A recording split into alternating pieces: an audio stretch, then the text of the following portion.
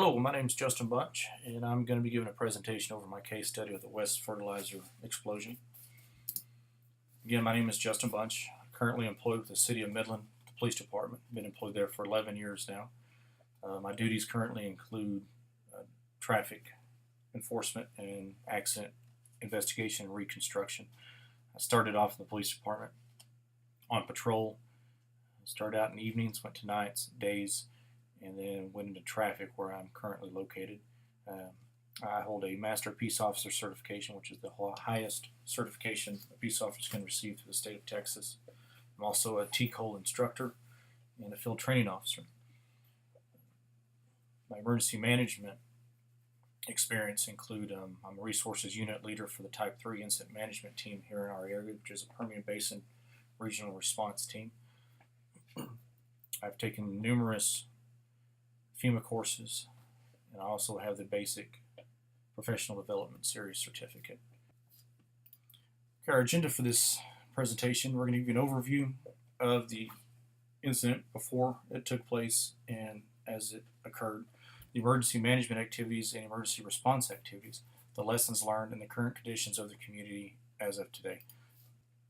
The West Fertilizer Company was located in West Texas. This city is approximately 80 miles south of Dallas-Fort Worth. Now, the name of the city is a little misleading. It's actually in Central and East Texas versus West Texas. At the time of the incident, the population, according to the Census Bureau, was 2,800 people.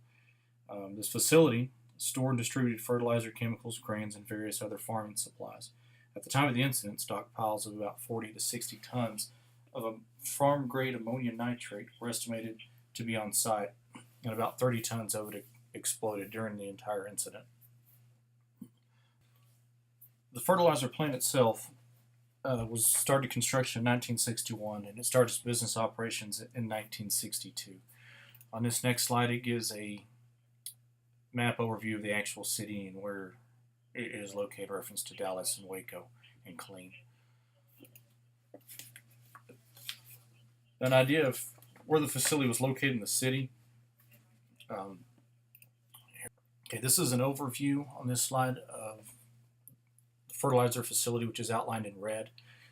The green outline is a park. The blue outline is a baseball field. The purple outline is going to be a multi-story apartment complex. The orange is the nursing facility.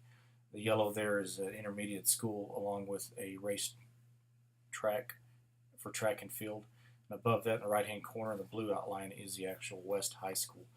And all of this is about within 500 to 2,000 feet from the actual facility itself. On April 17, 2013, at approximately 7:51 p.m., a fire and explosion occurred at the West facility, which again is a fertilizer blending retail and distribution facility there in West. The violent detonation fatally injured 12 emergency responders and 3 members of the public. Local hospitals treated more than 260 injured victims, with the majority of those had to be hospitalized. The blast completely destroyed the facility and caused widespread damage to more than 150 off-site buildings, including the high school, the intermediate school,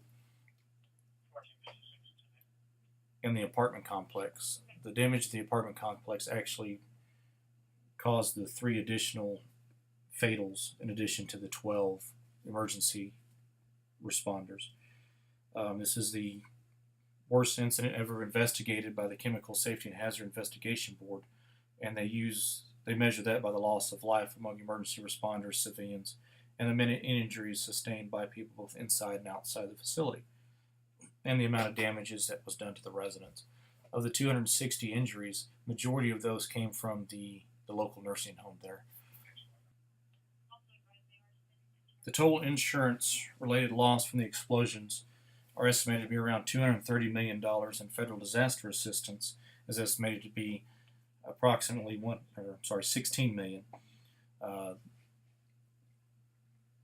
fertilizer company was only insured at approximately $1 million, which fell way short of the total cost of the incident.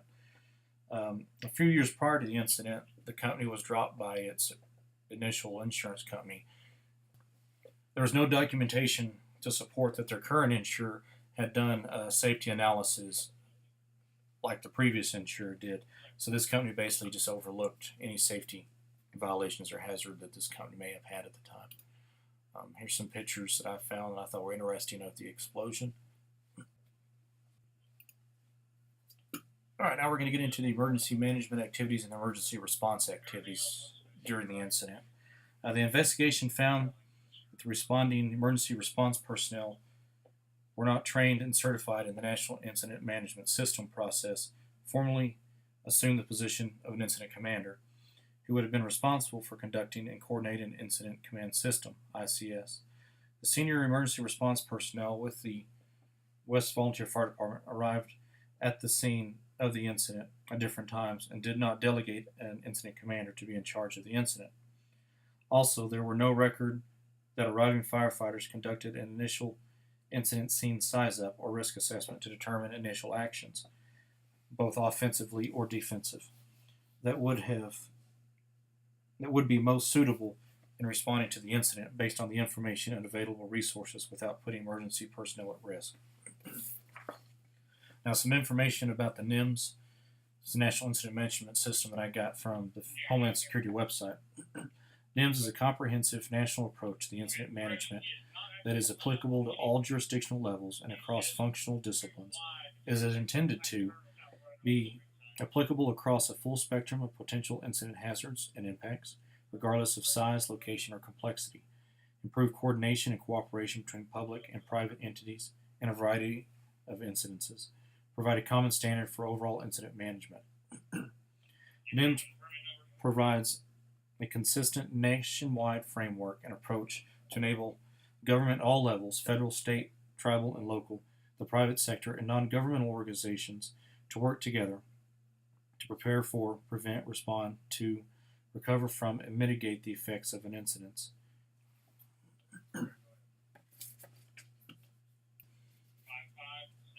Despite multiple responders having ICS training, none of them reportedly established command or took control of the fireground.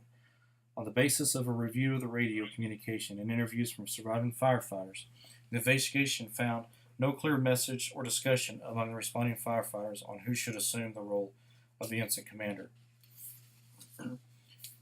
Without a delegated incident commander officially taking control of the fireground operations, no ICS was established. Consequently, no senior emergency response personnel or incident commander was responsible for coordinating the various response activities carried out by individual firefighters on scene.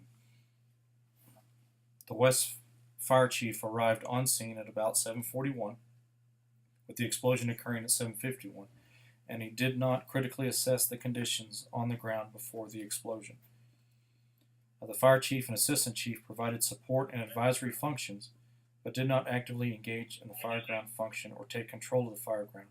No record indicated that the West Fire Chief took command of the incident upon his arrival. It was also found the emergency response personnel who responded to the incident did not take time to set up, implement, or coordinate an effective incident management system plan that would have ensured evacuation of nearby residences.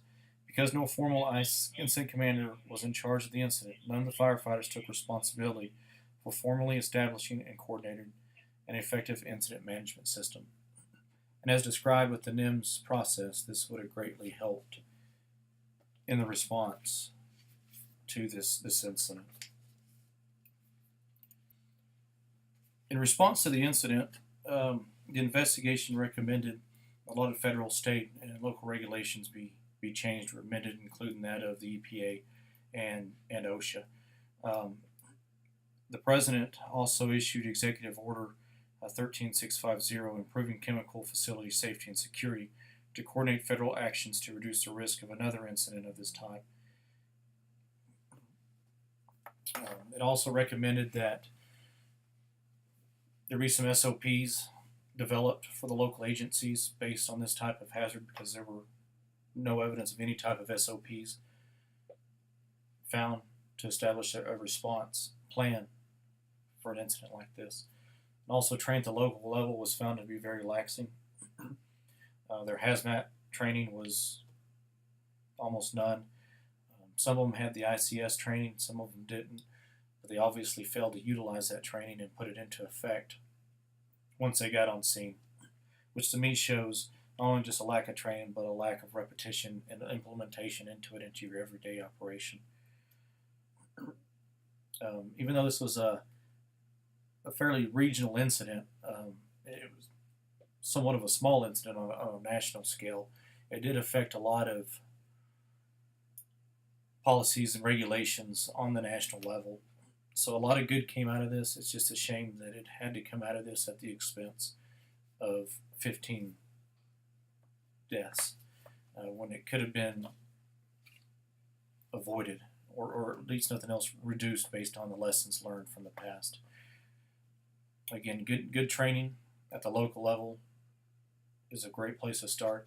It's also found that there's no coordination at any point between 1962 and the date of this incident, that the local fire departments and the fertilizer company got together and did some kind of training and planning based on a response. Today, the West Fertilizer Company has obviously filed bankruptcy, as I said before, due to the amount of loss. This community is slowly rebuilding. A lot of the 150